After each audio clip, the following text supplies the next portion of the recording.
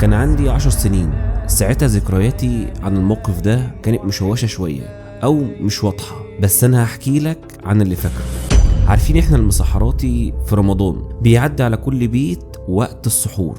أنا بقى كان عندي حب فضول أعرف المسحراتي ده بيعمل إيه بعد رمضان وعايش إزاي، وياريتني ما عملت كده.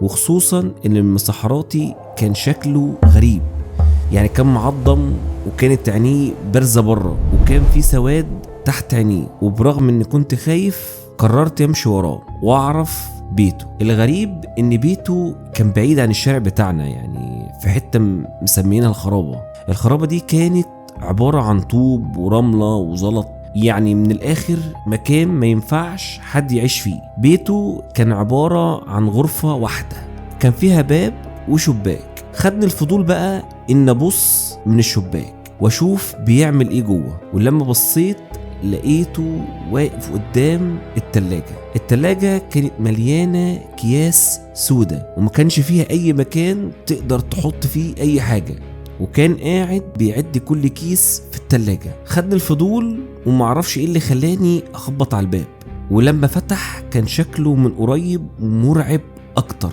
وبرضه مش فاكر ازاي دخلت جوه اصلا. يعني المهم اني دخلت، كنت قاعد على كرسي وقدامي ترابيزة صغيرة، وهو كان فاتح التلاجة وقال جملة عمري ما نسيتها لحد النهاردة: يا خسارة مفيش مكان ليك في التلاجة. وبعدين بصلي وقال: بتحب تاكل اني جزء في اللحمة؟ انا ما كنتش فاهم حاجة ساعتها. وبعدين لقيته سحب كيس من التلاجة وبدأ يطبخ. لاحظت ان الحلة اللي كان بيطبخ فيها طالع منها ايد.